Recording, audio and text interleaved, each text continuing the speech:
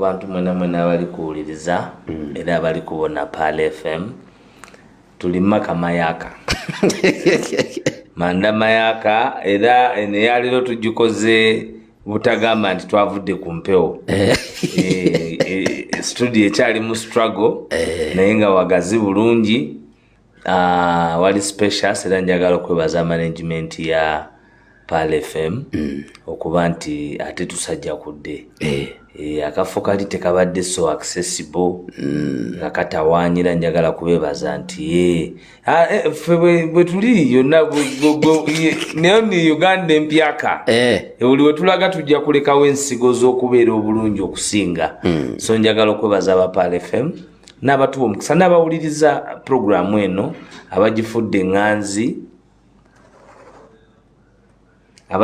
nganzi ebbanga lyonna okuba nti tuvaayo ne tuwayo ebigambo ebikwata ku nnyaffe Uganda. Kayongo babadde bakola analysis ku programu eno ku analysis yakola ku parliament nga tuli mu 10 ku 10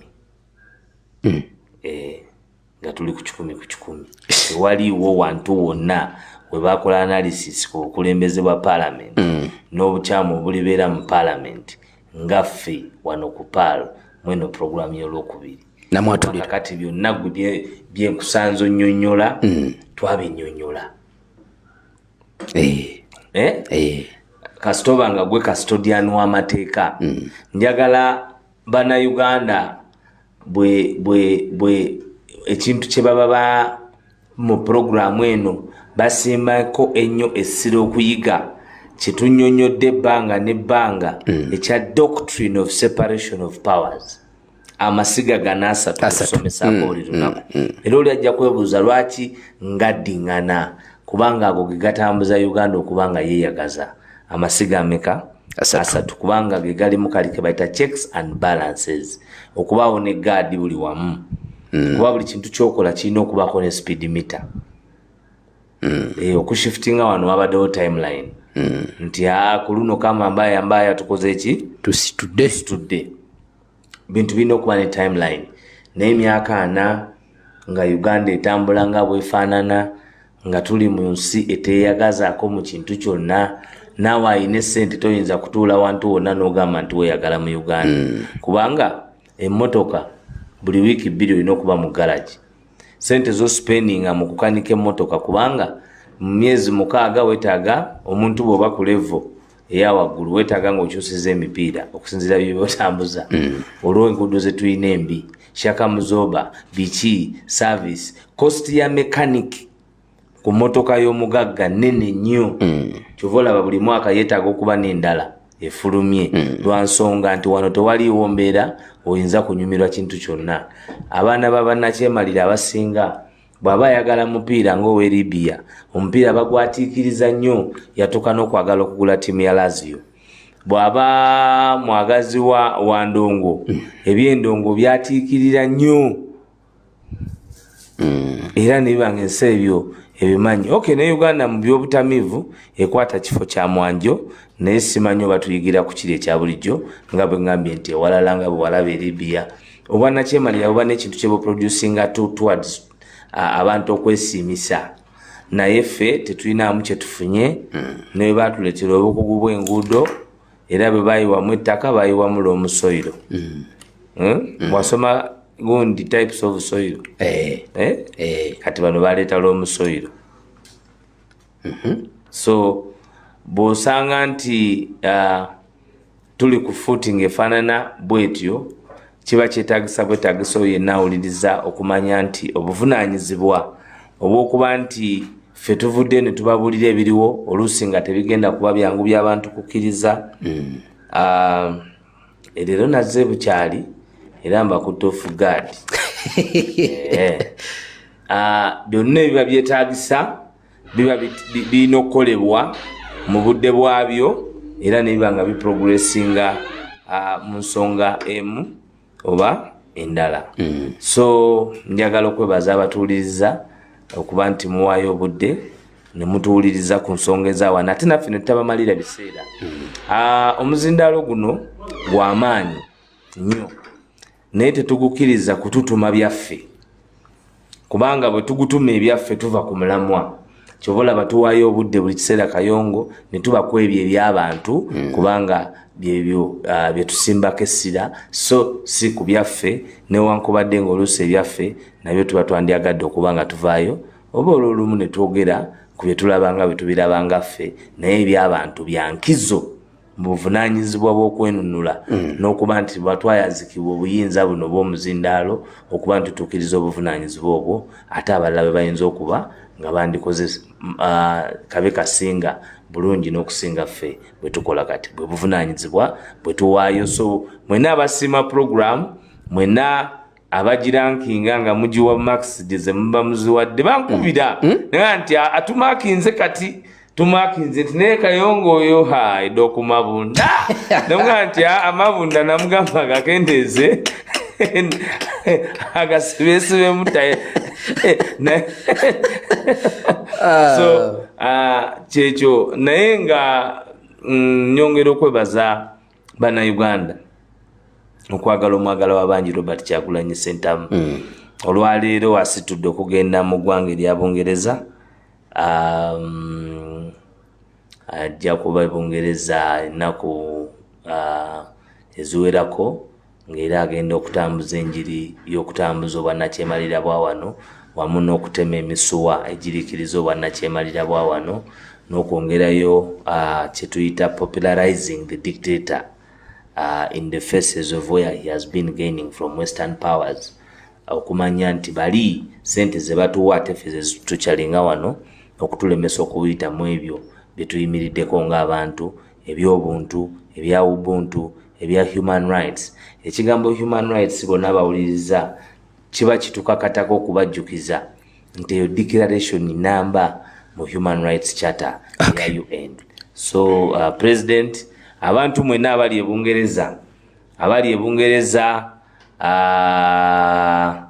muganda wange Eddie Kigere manyi nti oli Southampton ne president enkya ssaawa 3 ajja kuba atuuse Heathrow ndoza gojja okubompa amawulire njagala okwebaza bonna abali mu kuteekateeka omukolo ogwo nga obukulembeze bonna naye ng'ate eri bw'aba agenzeyo atagendeddeyo ate mu kitiibwa kirala eri agenzeyo nga superstar president people's president icon legend ate ng'ali nominated mu awadi nyingi nnyo ez'okulwanirira bannayuganda naye ate n'erinnya lya Africa okuba nti abantu bano abakola kirabu y'obwannakyemalira ate tubatuula ku nfeete naddala abantu b'omugigi gwaffe bwe tuyita omulembe omwagulanyi. Okay. Bagiyita Pal FM 107.9 ekkula eri omuntu wa bulijjo oyo ye Alex Waiswa Mufumbiro kanzi gye tusumulule.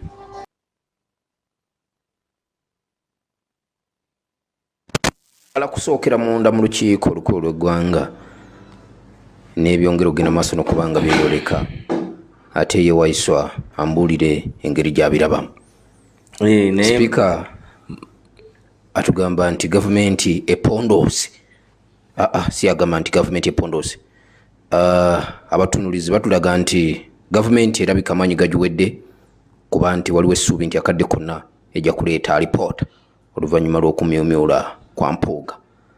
Ebiragiro ebyayisibwa sipiika ku nsonga z'ababaka obutatuula ku bukiiko nabagambidde wali mu ntandikwa nti munnamateeka wazaake awandiikidde akakiiko ak'ebyempisa titagenda kuddayo paka nga boycott ewedde n'ebiragiro bya sipiika nga kwobitwalidde. Waiswa tuyingire munda mu seteeserezo tulabe bwe guli. Ng'era bwe tutandise okuggyako njagadde okugamba nti muganda wange ali Mawale yavuddeyo mu mbuzi ekogga South Africa gye baali bamusibira obwemage era omukono gwa batamivu ba kuno okuyingira mu buli nsonga naye akyali muvumu era seba muganda wange ali Mawale nkutumiddeko nnyo South Africa ne ttiimu yaffe yonna Jajaibu n'abalala mwenna eyo nga nvuddeyo kyembadde nkugamba nti bye twagamba bannayuganda byali nga bizibu okutegeererawo, naye nga omuntu ajja kubisengejja luvannyuma atuuke ku peegi kwe twali.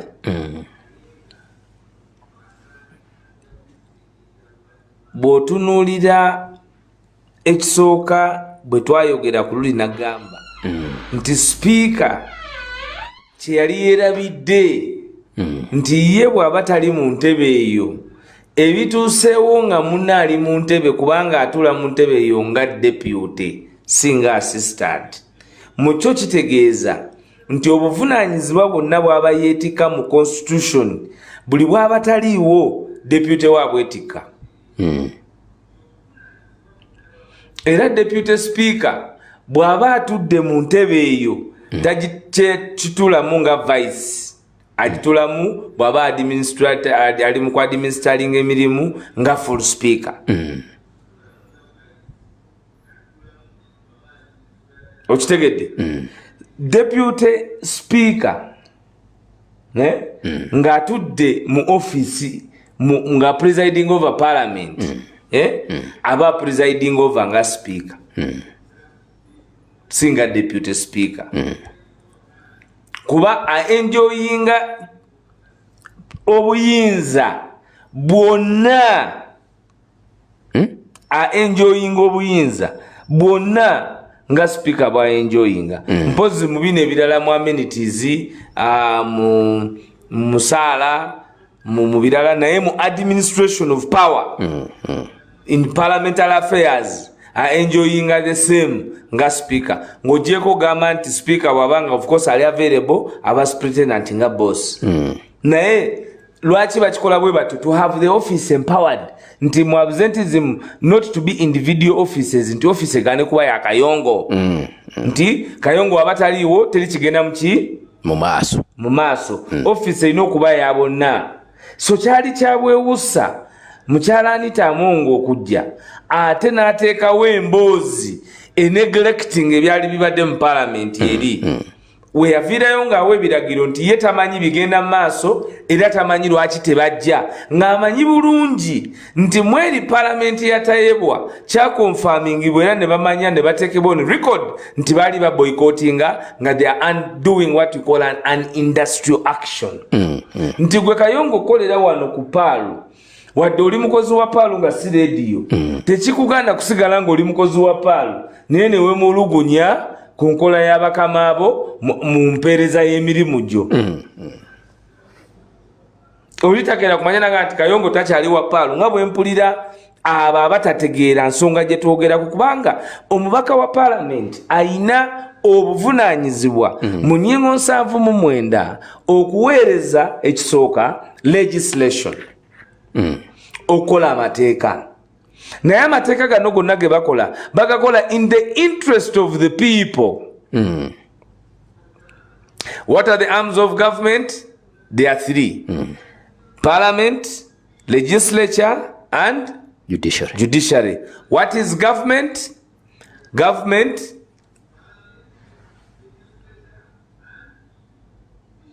the definition of government is the people. Is the people. Bano bonna mu doctrine of separation of powers. The people. Ne constitution yaffe the people. The people abantu. Kubanga njagala nkimenyere omuntu owa bulijjo understanding obuyinza bwa embeera y'omuntu butambula butya okuteekebwa mu nkola nga bwabwagala ng'ayita mu kulonda obukulembeze. Oba tuli wamu? Kakati ababaka ba parliament bano ng'ennyingo 79 bawa legislation ebawa representation representing ati the people. Representing the people. Ababuze be bani the people. Abantu.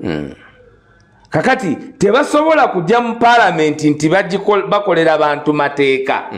Ng'ate they cannot work for the people, they cannot legislate for the people when the people are being abducted, when the people are being murdered, when the people are being have gone missing with acts of the state.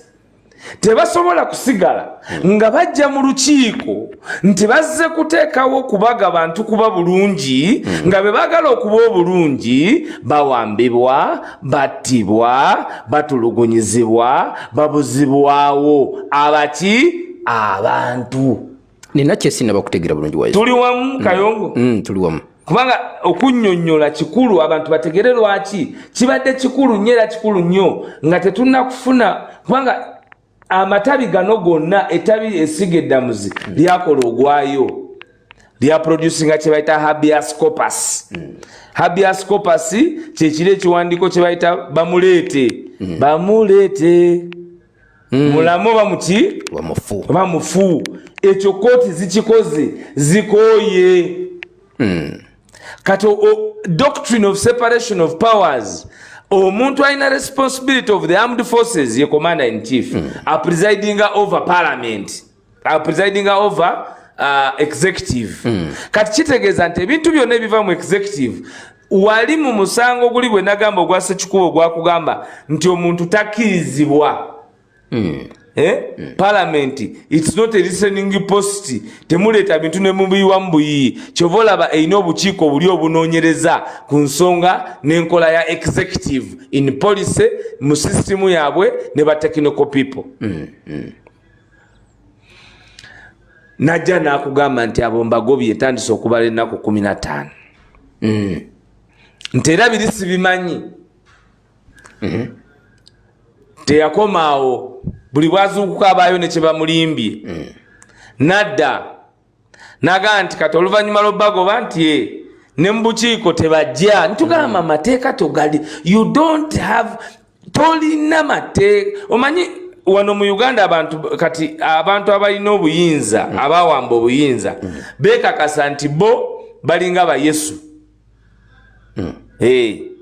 Nti bye boogera byebyo abadani tebirikyuka balinga baagala kufuuka bakatonda. Ati nkubuulire neeyisa yaabwe, kubanga gwe omuntu akeera ku makya n'abalaatira mu kubuzibwawo kw'omuntu nga mwami Kibalama, nga mwami Ddamulira. Kakati ne tukugamba nti report gye tudiscussing olwaleero mu parliament y'abantu 18 si be byokka be tubanja, naye lwaki be tusimbyeko essira akakiiko ka mukyala wa Ngadia Mariam mu bunafu bwako kakkiriza nti bane 18 twena tulemereirwa mwena mufaafagane ku naabo.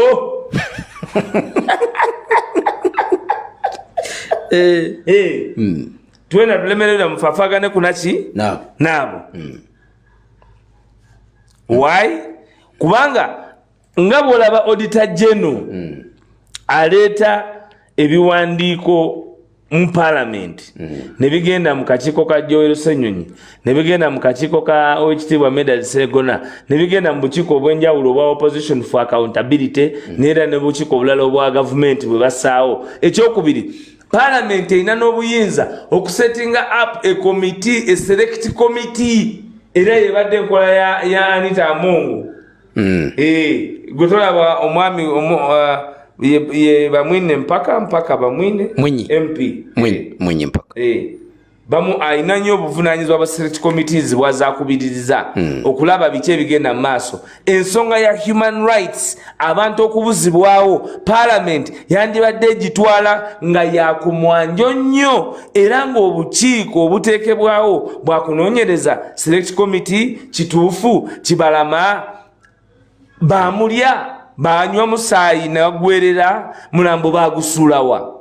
Kanzi yotandikira Waiswa bagiyita Pal FM 107.9.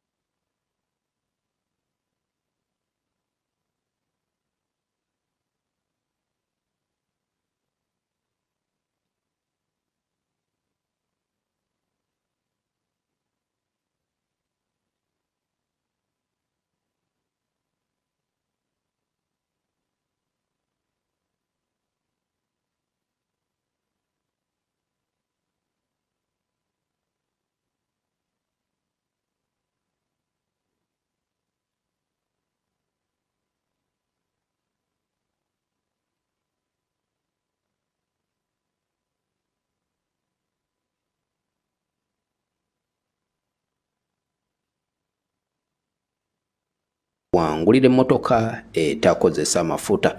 Prestige Margarines yagiwa mulembe nnyo, agenda ku dduuka erikuli okumpi oba supermarket obagambe bakuweeka Prestige. So nga ate White Star Magic sabuni obuwunga ajjudde ebirungo okuva mu bannaffe ababidiko mumwekwate buli kimu kisobola okuba nga kitambulira ddala bulungi. Teweerabira bannaffe aba Indian Institute of Health and Allied Sciences bagenda maaso n'okuba nga bakutegeeza nti gwe omwana yamala siniya ey'okuna siniya ey'omukaaga jangu ku bannaffe aba Indian Institute bagende maaso n'okuba nga bakubangula. Balina courses ez'enjawulo naye nga ojja kufuna certificate ne diploma. Wayagala okukola diploma in nursing jangu bajja kubangula. Ayagala okukola diploma in midwifery nawe bajja kubangula. Diploma in pharmacy bajja kubangula naye courses endala nnyingi. Ojja basanga wali ewandegeya wabula osobola bakubira ku simu 0753 663 29 0753 663 29 okumanya ebisinga. Banafa ba 3 Ways Property Consultants bakutegeeza nti gwe ayagala poloti mu bitundu ebya Kampala, mu bitundu ebifuluma ekibuga Kampala, mu bitundu ebiyingira Kampala, beekwata ba 3 Ways bagende maaso n'okubanga bakuweereza. Balina poloti enteeketeeka obulungi ate nga nungi na buli kimu bamaze dde okuba nga bakiteekateeka bulungi. Balina abasaveya basobola okupuntira ettaka lyo ne bakuwa ebiwandiiko ebikwata ku ttaka eryo. So kati beekwate bagende maaso n'okuba nti bakuweereza. Ojja bakubira ku simu eri 0752 722 17 okumanya ebisingawo. Tuli mu program Naamwatulira tutunulira ensonga.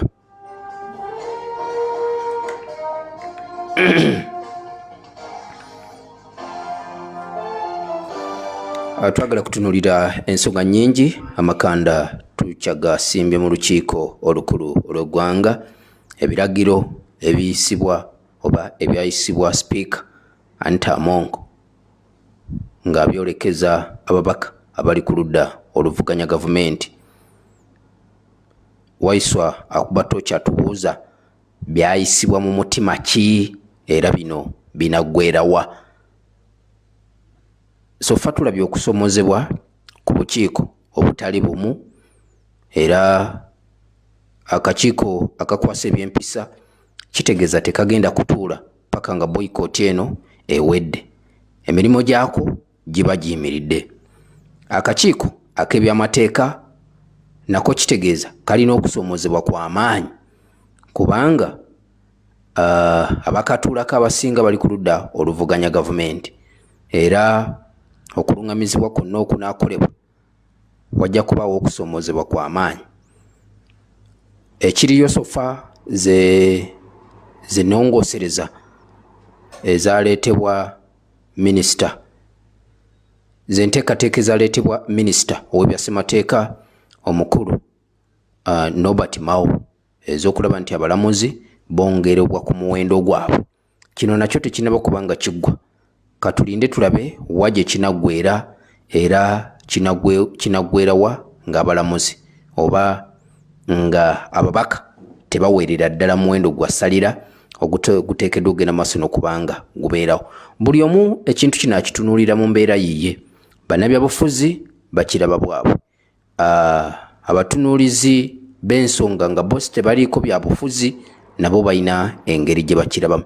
Kati katulinde tulabe bwe tuba ne Waiswa wano tukuba tooki eziba ez'enjawulo naddala ku nsonga ezitali zimu. So byonna tugendagenda maaso n'okubanga tubitunulira tulabe kino kinaggweerawa era ki etagisa okugenda maaso n'okubanga kikolebwa.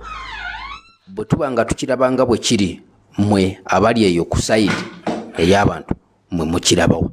Tuli ne Waiswa tutunulira ensonga. Waiswa tukyali munda mu lukiiko olukulu lw'eggwanga. Kakati ne tulambulula nti ensonga y'abantu tesobola kubaako na opportunity endala yonna kugikubaganyako birowoozo. Kayongo tosobola kulowooza ku kusoma kwa mwana nga mulwadde.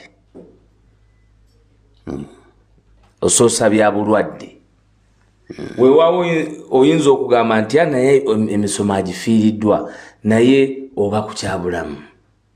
Abantu bano betwogerako bantu, ensonga zetwogerako za buntu, tetusabye kinene nnyo, tetulemezaamu peesa,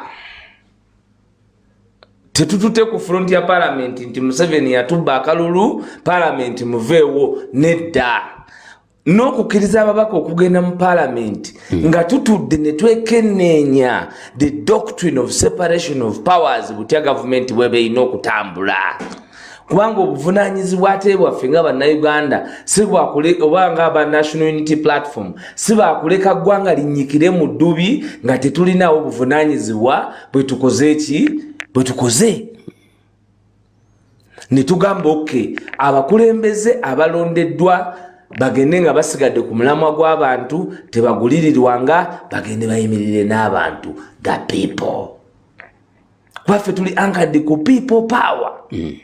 Ye doctrine ya ideology yaffe, the idea abantu oliye n'ogenda nawulira ng'omwabuuza nti what is their ideology? Our ideology is people power. We are anchored on the might of the power of the people. Not the gun, not lawlessness, not violence, not vulgarism. We are anchored on the might of the power of the people. Nenga namateeka temulina geerabira. Kyova tuli mu constitution era ekitunenyesa speaker kwe kumenya amateeka ntakira wakati mu kuwabulwa. Kati yafunye kye bayita paradox. Omuzungu akiyita paradox. Kiki? Okubeera mu mbeera ya naaga. Singa yali awuliriza Bawaiswa n'atalowooza nti tumugonjera, n'amanya nti bye tutunuulira tubyetegereza n'ensa, singa omusango gwa Zaake tebaamuwangula, singa ne byaliko kati ebyakulukunyu nabyo tebigenda maaso, yaswadde nakati akyali mu buswavu. Kyova olaba badde alina okuleetawo statement egamba gavumenti okuleeta statement kubanga yaswadde, kubanga kiri ekya doctrine of separation of powers. Gwe ne bw'okola otya omuzimu gukubamba era gwamukute, gwamugemye Kayongo emakamata yeye ne gumukuteka ku kisenge, kubanga zino ennyingo ebintu bino the democratic precedence as Uganda that we take eri historical, tetandikidde wano era at the corner they will get you to the wall. Etya yagoba ababaka mu bukiiko. Okay, ekyo bayinza omuwabira ate kakati ng'amenya amateeka bamuwabira. Si babaka bokka naye nekyabakola kyennyini kiba kiri illegal, kiri criminal. Because you're breaking the constitution, kiri treasonous. Ekyo kyakola kisinga omuntu gy'ateze bomu. Kubanga constitution fundamentally yeyamba eggwanga okulungamizibwa, kyebagamba nti rule of law, eggwanga eritambulira ku masiga ne ku nsonga y'amateeka. Kati bwe batuuse mu kakiiko, Fox Odoi yatuuse n'agobamu omubaka wa NUP Sekitoleko, era nabadde ndagala Sekitoleko ng'agobamu atya anti agoberera biragiro bya speaker. Ate atya speaker alina obuyinza obwo? Speaker nga teyagobye empuuga mu commission. Yo si committee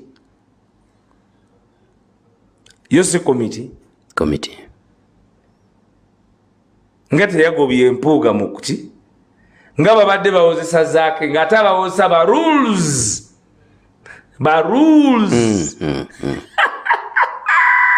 Kayongo ani awangudde? Ani alina okwetondera bannayuganda, ffe oba bo?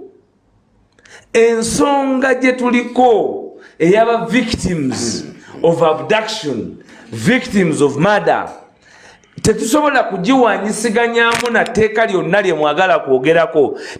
Kati oyisa bajeti ng'abantu kati omwana wa Kibalama amanyi bajeti nga taata we tamulaba. omwana wa Damulira amanyi budget nga taweta mulaba. Omwana wa Kanata Muhammad amanyi budget. Omwana wa Olivia Lutaya ayinza okuandastandinga bye muteesa nti muteesa kuba kinyama atama nti mubateesaako nti babavodde nga temuteeseza ku Olivia Lutaya ali mu kooti y'amagye nga omuyeekera gwe twalinanga yatta abantu eri abaali balumba amasomero omuyeekera abaali bakola batebe bamukwata bamutoleka mu kooti y'abantu ba bulijjo. Owa ADF ye Anzo yani gwe bakwata juzi gwe baparedinga General Museveni gwe yawandiikako bamulese mu kooti y'abantu ba bulijjo. Naye nga Olivia Lutaya olw'okuwagira Kyagulanyi Robert Sentamu oli yatta abazungu ojjukira abazungu bwe bayokireeyo bagamba yoyo eyayokya essomero ly'e Kasese okijjukira bagamba yakulembera okulumba mu Kasese mabadde balumba ennaku ezo yabadde akulembera bamukwata ebiseera ebyo ne bamutuleetera naye bannaye nga bamutunuulira tasobola kulya afukiro yamukene omanyi oli yaŋŋamba ti abasambi b'omupiira aba Uganda edda nakati bwe babatwala bagatulayo kubanga basooka ne babawa emmere bifi by'enkoko 7 abibooli jagayo obutunda kiri kyewali kubanga fitness ne stamina byetaaga ki emmere nga tamanyi kulya ali ebisambi 2 n'atandika okusumagira. Lwaki akuse yotwayo abagigudde ate onadduka otya laps 4 obere fiti kubuka mu bbanga nga ba Cristiano Ronaldo nga tolya edda abayekini bajja nga wano nga anyenye ekisambi tu nga abasambi ne balwala amulaba asiga ekisambi ebizigo bagenda mu kisaawe naga nti adifenda wa Uganda Cranes tajja kusobola kuba mu kisaawe yalwadde kiki ala ekisambi kya yekini kati n'oli omusajja gwe baleeta ng'omuyeekera namutunuulira nenyongera okusabira eggwanga Uganda naye ye bamutute mu kooti yaki y'abantu. Olivia Lutaya bamutute mu kooti yaki y'amagye. Waliwo ruling namba eyakabaziruka yali mbaka wa parliament nga General Yoweri Kaguta Museveni agambye ensi mu 2016 yali 2016 yes mu 2016 akakasizza ensi nti ekiriwo nti Bannayuganda eyali 2016 akakasizza ensi nti Kabaziruka yali akutte mundu nga bagala kumukubira kisozi ensekiriza bamukyajingira mu General Court Martial tufuna court ruling era emisango egyo gyamala ne givaawo kakati ani yali omulimbo omujulizi nambemu mu musango gwa Kaziruka yali General Museveni n'agamba omugenzi Mathias Nsubuga birekeraawo nti wallahi kwoyo Kabaziruka nja kufa n'omuntu oyo mwennyini nze mwennyini yamulaba nga nsonze mu bondoki ajja ayenda kundasa isasi gwagwerawa balooza twerabidde kooti neeragira nti addangamu okuwozesebwa omuntu yenna civilian takkirizibwa kuwozesebwa mu General Court Martial. Olwaleero abantu bonna benjogerako Bakalanzi Bamachete ba Olivia Lutaya Basanya abaana bonna bali mu General Court Martial. Ne kano kankakubuze Waiswa kyekibe mabegawo okutwala ba civilian mu kooti y'amagye kubanga bayagala nnyo nakyemalira oba nakyemalira kyebusinga okukola kwe kutiisatiisa kwe kutulugunya ekyokubiri buletekawo area of negotiation mu okukakana n'okuva ku nsonga kuba bw'olaba abantu be bagenda bakwata ate ebeera ne methodology okuba nti abantu boogeraganya nabo mu point of duress subjudication nti bakukakanya ne bagala bateese nawe nti olabye era babe bagambanga nti olabye mumuli eno bawaiswa bali eri wabweru buli mukomera webase okitegedde akunafuya obuki obwongo ate baba very calculative era bayo ne batakwata ngaga nti oyo atayinza okwonoona abali eri banoonya abantu abayinza okunafuwa nga banafuira mu mbeera y'obusibe era bakozesa obusibe okunafuya omuntu okuva ku mulamwa okubuzaabuzibwa nti ensonga eno eyinza okuba balwanirira muntu so si nsonga. Nakyemalira atemula, asiba, awaayiriza, asiga enziro, agulirira, akola buli kintu kyonna kubanga abikola ku expense y'obuvunaanyizibwa bw'okukulaakulanya eggwanga. Mashinale eyo yonna abagiteekawo kunafuya institution z'okutambuza eggwanga. Tetulina nguudo lwa nsonga nti amaanyi gonna kati gateekebwa ku Bamufumbiro, gateekebwa ku His Excellency Robert Kyagulanyi Ssentamu. Kifo ky'okugateeka mukola enguudo, kifo ky'okugateeka mukulowooza ku malwaliro, mu kifo ky'okugateeka mukulaakulanya embeera y'abantu. Ninako enjagalo nzigireyo Waiswa nga tuzzeeyo waali munda mu lukiiko olukulu lw'eggwanga. Gundi Yusufu Nsibambi. Yusufu? N'aba FDC. Bonti bo basazeewo baddeyo boti bali ku bya boycott. Toyinza kubanenya. Opposition. Eri abantu abatakyali ba opposition naye toyinza kubanenya. Munange kati nze constituency ya Yusufu Nsibambi bwe nzijukira obulungi bajjayo kibooko ne bakuba abantu era nayo mulimu abaafa. Yes, sikitegedde kyogambye. mu constituency y'e Mawokota mulimu abaafa. Nga bafiira ki? Nga batiddwa. Mu Mawokota mulimu abaawuzibwawo mu Mawokota awo wakiikirira. Ate bo tebaba kuba lwa Kyagulanyi yekka naye bamukubira n'obukubira ng'abayina.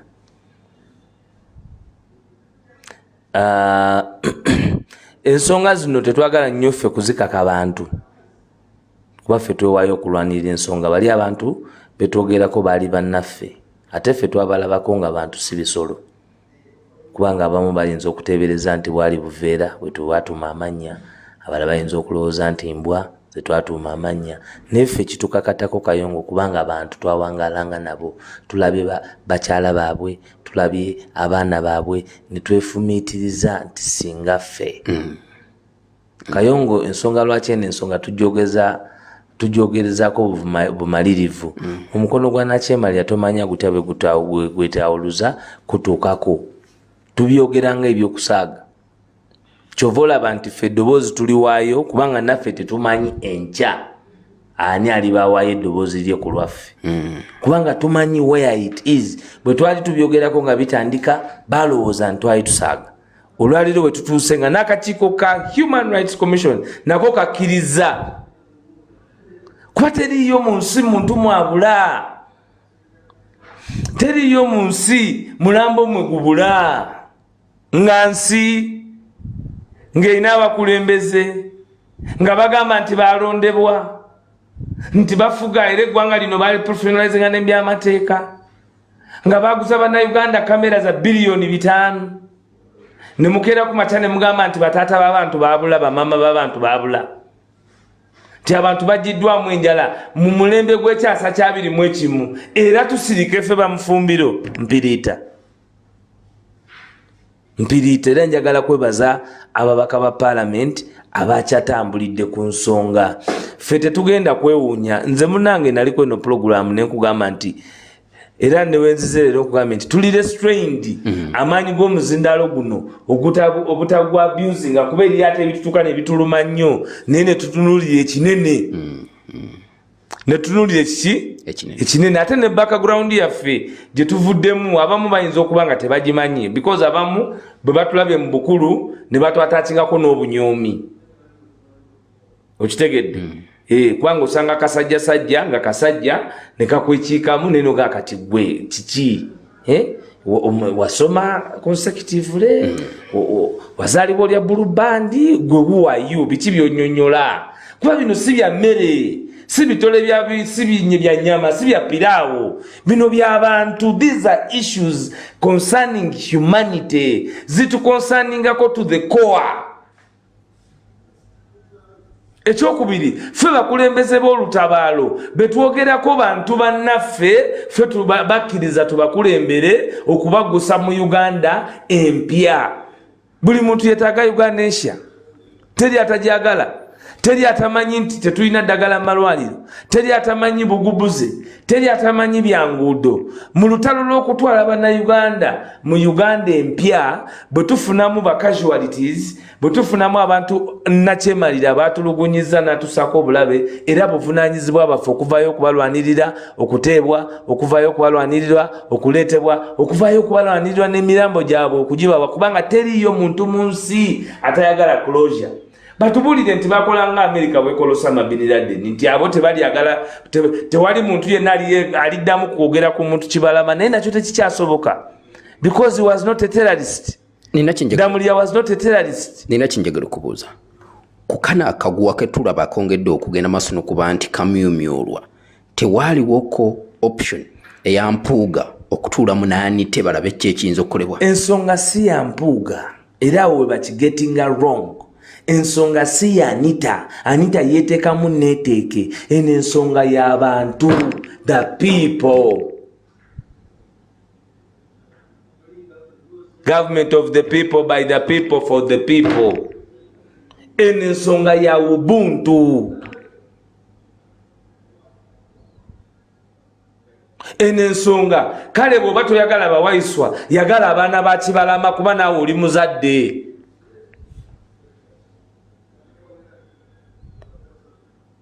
Ebisa bikuluma nga bwe byaluma abaana mukyala Kibalama ng'azaala abaana abo, oba nga bwe byaluma mama wa Kibalama kale oyo yafa pressure kubanga omwana we mwamukwata yali amulabirira n'afa olw'ebizibu ebyo. Mutemudde ne bamama b'abantu abandi badde abalamu. Oli eri mu parliament oyambadde wiigi olowooza nti kakati ffe tugenda kuva kwezi ensonga. Ebintu ababaka ba parliament bye bakola ffe ekikulu kya byonna omusoga akoba nti akange kakira akaife. It's something like that. Ako ke kaffe ababaka baffe banywerere ku nsonga ez'abatumwa abantu. Sabiti eri ab'NRM baavayo ne bakola statement ne bagamba ne bwe mutadda. Abo bwe balina okwogera ate bo bawamba buwambi. Ababamu bolaba mu parliament constituencies zaabwe bazibasaliramu nga baana ba jjajja. Kakati abalwa kitakigamba. Ne exposure yo yabayogedde gwe gitunulire bakuki ku level kye y'okumanya ebyensobe by'abantu. Kati kino ekyagundi ekiwandiiko gundi kyafulumiza kiggwerawa Lord Mayor. Anti kyenkugambye nti oli yeteebye iwe weteeba kwegolo. Bungereza eyayogedde ku Magwaya yeetonze naye omusambi nga yeekubajje buli ddakiika taba mulungi kubanga ensonga eri zibadde zitambula yeteebye nga zaake bamunyiga. Onaga nti ne mu komiti sibaagalayo. Kiwandiiko ne kifuluma. Kati bagenda kuddamu batuule. Bennyini alaga nti tali in charge of parliament. Alaga nti parliament yagenda kwenonyezaamu bibye. Alaga nti parliament emulemye. Alaga nti ye worst speaker mu byafaayo by'ensi Uganda. Ensubira kyasobola okutereeza kabanga kakyali. Kakya mamera nagamba nti nakugamba nga tannakola wadde lunaku nalumu nti pungulu. Buti pungulu bati pungulu. As of now, Kayongo. Guma. Pungulu ti pungulu. Akali. Pungulu ti pungulu. Akali. Toti anamwatulira tweno na program. Pungulu ti pungulu. Akali. Kayongo guma. Pungulu ti pungulu. Kanzije.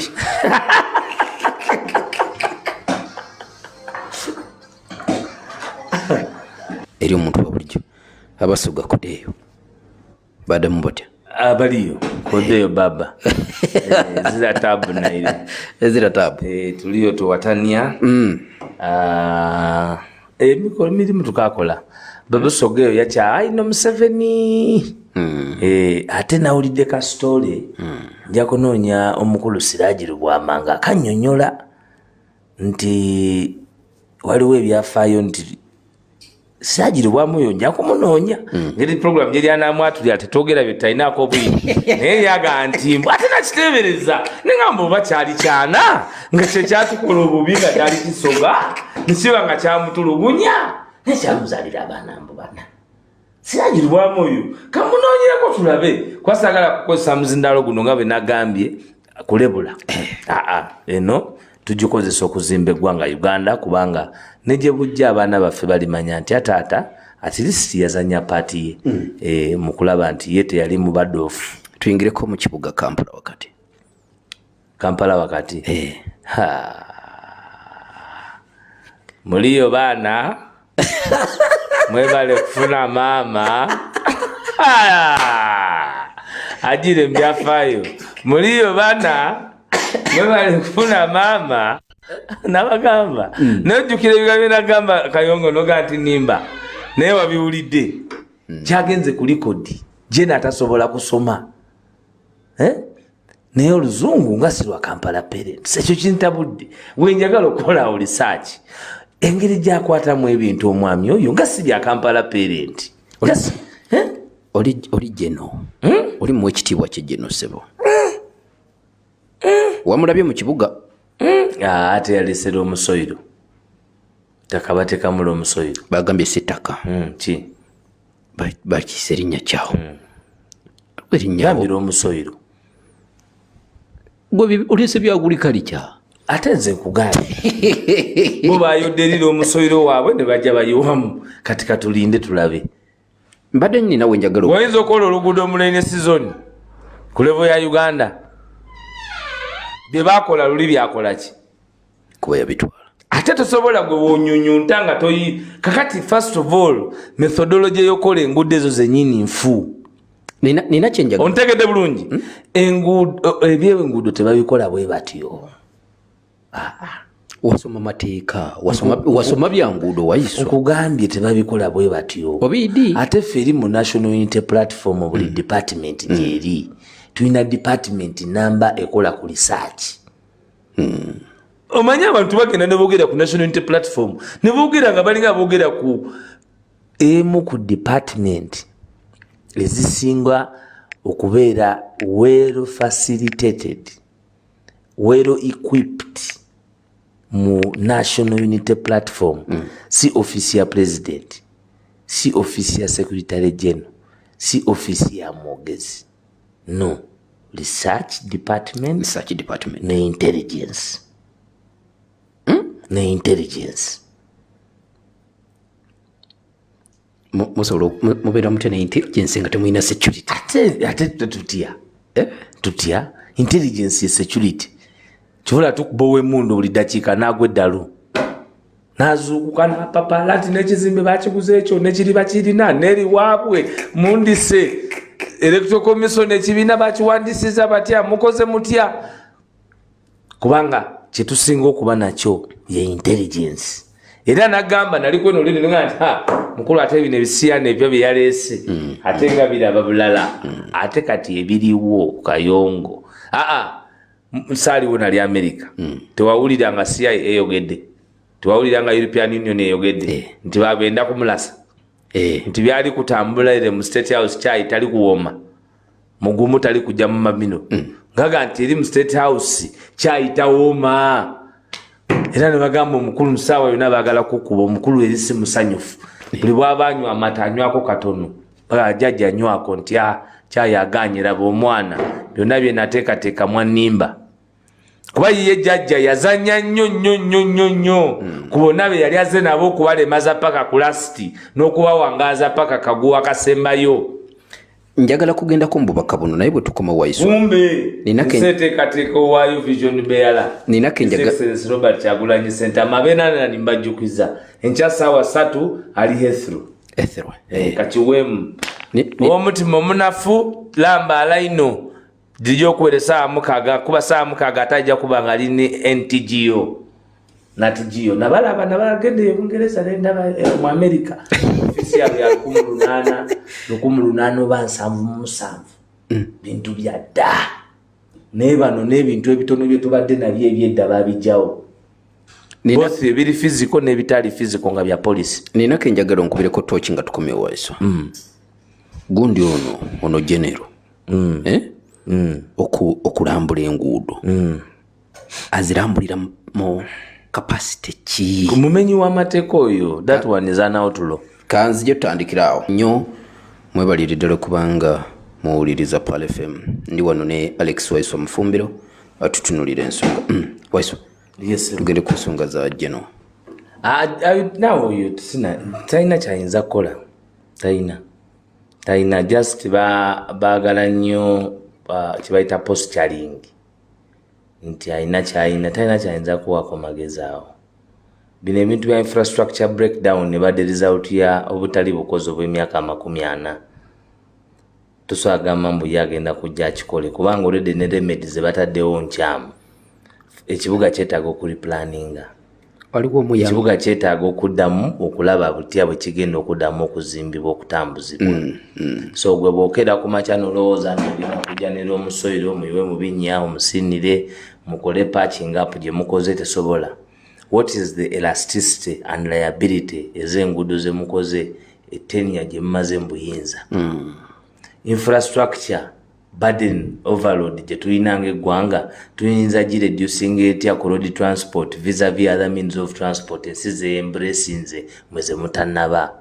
What type of roads do you need in a small city like Kampala ezisobola okumanaginga traffic okujja mu city center kubanga ewasigadde wonna tolinayo infrastructure wana awaliikiriza nawo wagaana okukolawo kubanga ekitera okubeerawo kibeera nti awaliikiriza oli akolawo nnyo ne basobola okuba nga anyunyuntawo naye ono abadde anywe mata g'ente taginoonyeza bisagazi kubanga lwe lulimi lwe bategeera naye alowooza akyasobola okugijjamu litaana. So bino byonna kusiiga nsaano ku mazzi ffe tubyogera kuba tuli bavumu tulaba. The interventions are pictorial. The interventions are not out of persuasion into okukyusa the narrative of infrastructure mu Uganda. Mu 1990 ndoza mu 87 oba 88, that is where we got it wrong. General Yoweri Kaguta Museveni yali amaze basinkana n'abakulembeze ba European Union nga batunulira infrastructure ya Uganda bwe bali balina ogikola. Abazungu bali balowooza nti bali balina okutwala human resource abantu babajje wano babatwale babasomese bo bakomewo wano bazimbe in a long run ng'olina human resource. So si abantu abayigidde wano bano bakigaana ne baagala kubanga twali yala ne baagala tutambulizeko sente nga sente ze batuwadde ne batuwa sente ne tusooka tumismanaginga sente. Toyinza kubanga olina oluguudo lwa bypass, northern bypass. Ng'olukoledde emyaka 25 n'endagaano gy'oba watandikirako eba yakyuka, in fact myaka 3. N'endagaano gy'oba watandikirako ng'obikola bw'oba wali ku ddoola ey'Olukumu8 kati eri mu 3-7. Ani abafiiriza ensi? Abagamba nti ekibuga tekisobola kubaamu nguudo ntereevu nga kirimu bakulembeze ba opposition. Bekintu bakiraba mu perspective baguba ddalu kubanga opposition teri mandated. Mmwe mwenyini mumanyi nti General Yoweri Kaguta Museveni yagamba nti Lukwago agenda kuba ceremonial ogwabwe gwa oversight nene oversight gye bakola nayo teri respected. So liability ku bo bano bagireeta buli bwe baagala okugireeta era ebbanga lyonna ekibadde kirwanya road mayor ng'alwanagana n'abukulembeze bwa technocrats baawali be bakulembeze abali okugenda otunuulira abantu be bawa obwa RCC bwe bafaanana basobola okuyiyiza Kampala n'akyuka kuba nabo ba representation ba Museveni. Kitegeeza bw'abanga be abantu balina ku lw'ekibuga ne bw'aba alese mutabani temuyinza kukiraba nga kyanjawulo. Ate waife tulinayo olugero olukuba nti agenza omulwaire tinaamusikira. Ajjanjaba omulwadde si yakola ki? Si yamusikira. Wadde mumanyi nti muli balwadde mulekerawo okulowooza nti mwe munaasikira obulwadde bwe mutaddewo. Oba ontegedde? Kadde munkafune bulungi. Bo balowooza nti obulwadde bwe batadde ku ggwanga lyaffe be balina okufindinga solution yaabwo. Emyaka 4 nga gw'oli mu 5 ogenda mu 6. Public service bawumulira ku 6. ayingire agenda kuyingira nkaaga lwe yakategeera nti wano abadde tewaliwo obukozi bwawo. Nakugamba wano era nkikujjukiza nti tetulinayo ffe kintu kye tuyinza kola nga tuli ahead of time n'abantu bano babaddewo myaka, kubanga bano kati basafaringa the law of diminishing marginal utility. Enguudo ezaali zakolebwa mu 5 bwe ziba zifudde nga zakuddaabiriziba mu 2023 kitegeeza nti waba tewaliwo kiriwo. Kuba by the mere fact nti zikyakola zeetaagisa n'okuddaabirizibwa okusigaza nga eggwanga litambula kikulaga. Eriyo ambasada wa Ireland yagambye abazungu nti bw'oba ojja Uganda ekyobulambuzi kyogenda okulaba ekirala byebinya ebiri mu nguudo. Kati Uganda emanyiddwa lwa binya biri mu nguudo. Ekyokubiri, singa kibadde kiri wano wokka Kampala wandibadde osobola okunenya obukulembeze bwa wano, waawe bitali buli wamu webiri. Era trademark ya NRA binya gwe olwosanga ebinya ng'omanya be bafuga. So tekiva ku bukulembeze nti oba opposition yeri mu kulembera ekibuga. Ezimu ku nteekateeka ze balina eri eggwanga lino kye tuzudde after 40 years kyali kya butaba na nguudo, era ekyo bakiyitiddemu max nene ddala. Ggwanga kye lifaanana ng'eryaffe. Nkugambye owa Ireland yagambye nti kyabulamuzi. Waliyo omuvubuka yava Nigeria eyo n'ajja agwa Kenya n'agwa Rwanda n'agwa n'awano. Wamusoma? Naga nti Rwanda yasanzeeyo ebyana ng'era byaniriza kifo kiyonjo wakole naye buli muntu alinga eyeetya nti bandikwata ddakiika ezijja ku byoyogera naye ng'ebisigadde ensi yeeyagaza. Okay? Nagambye nagenze Kenya buli kintu kidduka ku speed internet biki ne Rwanda. Naye bwe natuuse Uganda temutawaana eri teri bukulembeze. Balina omusajja wa myaka 4 era n'enguudo zifaanana emyaka 4. Balina omusajja wa myaka 4 era amalwaliro gali mu mbutobuto za myaka 4. Balina omusajja wa myaka 4 kati essomero liryo liwambye omwana omuto nasale sukulu afiiridde mu ssomero. Ani minisita wa education be bana ab'emyaka 4. Nti ebintu birina okuba nga byadobonkana. Bino si bigambo bya Mufumbiro, ffe tubyogera nga tubyogera mu Luganda nga bikoma wano. Bwe tugenda eri tetwogera ku nguudo, bwe tugenda eri tetwogera ku bukozi, eri tuba tubagamba kulekera kuliikiriza nakyemalira kutulugunya bannansi twenunule tubyekolere. Okay. So oyo pungulu talina kyayinza kola era nga bwe yakolawa ab'amagye gye yalinga yagakulembera yabaleka basula bulungi. Kino kirala nambuuziza munaniwo obondire mbabosi bantu abesefisi wabawulira juzi babba busimu welfare yabwe tubagamba abajaasi balina omujaasi alina okuba bw'obeera eri mu nsi ziri ezakula ne bw'otuuka ku airport omujaasi bamuyita eka nti mwena abasaavinga amagye ga Amerika, mwena abali mu magye ga Amerika nga musaafinga essaawa zino mweka balina okujja ku nnyonyi ne VIP boss togenda.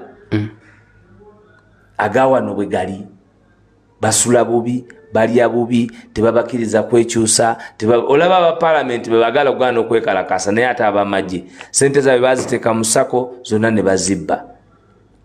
Bamefanya kazi nalo naye remuneration vibaya sana. Bukulembeze ani abaddeyo oli tayinza kubanga byonna bimulemye gwe nolowooza nti ate kinena n'akigusa. Kino kyolaba ye law of diminishing marginal utility. Okay. Bagiyita Pal FM 107.9 ekkula ery'omutulu. Njagala kutta ku masimu wano ngalaba gatandise dde okubanga gaaka naye ne kano kankakubuuze tuuzike. Akanyambere gaakaaliwo nga bakwata Kyagulanyi. Lwe mwali mugenda okumwaniriza ku kisaawe nti byakomaawo byaggwa waliwo ekigenda maaso. Anti z'ensonga ze balina okunnyonnyola mu palamenti. Z'ensonga ezirina okunnyonnyola bannayuganda ze zimu ku nsonga ezeetaaga okumanya. okwetonda kwaliwo bw'oba ojjukira nga kukulibwa General Kayindo Otafire. Naye ensonga eno balina okuvayo balambulukuke, balambulule zensonga ziri ku floor ya parliament. Newankubadde ffe president waffe Kyagulanyi Robert Sentamu buli lunaku atukugira obutaba kuye ng'omuntu okutta ensonga ennene. Okutta ki? Ensonga ennene. Era ffe tusimba nsonga singa tuli ku ekyo singa tetukivangako. Naye waliwo ensonga y'abakibalama abaabula. Waliwo ensonga kubanga luli twagambanga nti abantu bawambibwa. Kati bw'abanga president omwagala w'abangi Robert Kyagulanyi Ssentamu enkyagenda okutuuka e Heathrow London nga yawambibwa ku tamaka, toyinza kuwakana nti Kibalama teyawambibwa, toyinza kuwakana nti Damulira teyawambibwa, toyinza kuwakana nti Kanata teyawambibwa, toyinza kuwakana nti Serugo teyawambibwa. Kubanga ne be bawozesa mu General Court Martial nabo bawambibwa. And it is not a matter of okugamba nti government ezenewa report. No, it must be factual, it must be remedy for the absenteeism of the missing. Nti tebagenda kujja buzi basome nga basoma Bible oba Quran. Sicha balina okujja batubuulire nti Kibalama bw'akwatibwa mu nnaku bweziti mutusonyiwe yafiira mu ngalo za musirikale gundi.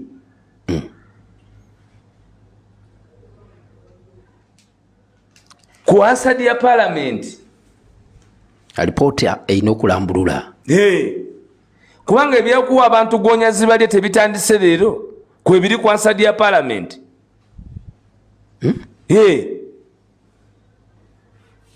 Ku ansadi ya parliament mu 2000 wakati wa 2000 mabikiro yabeera mu parliament waliwo obujulizi obwaleetebwa nti abantu baali babasuula mu mazzi gonya ne zibalya mu safe houses. Kiri ku parliamentary ansad. So mwaba wa gonya tumanye nti gonya eyo bagiyita linnya ki, tumanye nti gonya gonya kataliho yali omuntu ne mumalawo.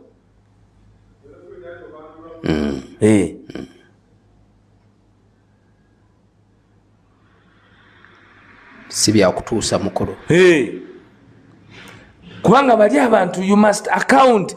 General Museveni yagamba nti kya buswavu kya bujega kya buwumba tutu gwokuba president w'eggwanga ng'abantu bawambibwa ng'abantu battibwa nenga tomanyi era tobalinako mayitire. There must be accountability of any atrocity on Ugandans. Kuba obuvunaanyizibwa wadde mwabba obuyinza mwe mulina okubeera nabwo era mba mufeerinze kitegeeza nti mwayite musaanidde n'abantu bali batuufu ne muta abantu olw'okuwagira ebibiina byabwe in a democratic process nga mwakisa mu 2005 nga n'abaana be mutiddemu abamu bazaaliddwa emyaka 10 after.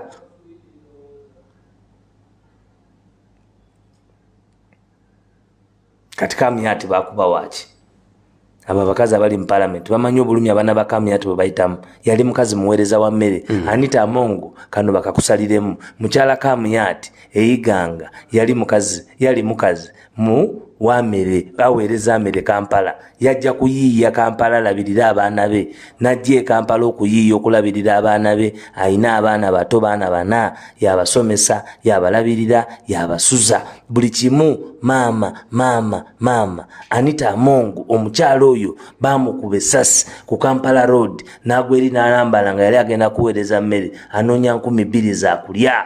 Anita Amongo ensene kusasudde waakiri tobalatira ku kufa kw'abantu. Waiswa olulimi oluli official toliidi ndikubera tebamuta olulimi oluli official tebamutemula olulimi oluli official mu kiyumba toliidi. Tekika video kakinyamata mabali kabaleta ka Luganda. Ino parliament ogizanisa here awayira iwakowa. But I can say to you members of parliament, this is not a subject of flattery.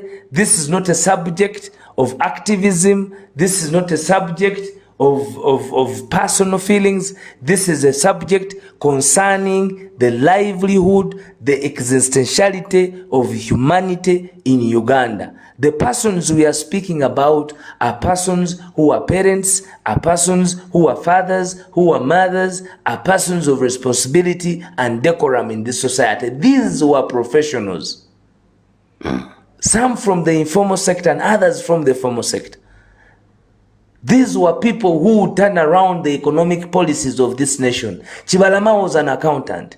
We are asking for the list that at least Parliament should not be the institution to criminalize victims for advocating for where their family people are. And we are asking that this court has tasked government, has tasked the state, which was solely responsible for these abductions, for these kidnaps, according to the admission of even the commander-in-chief.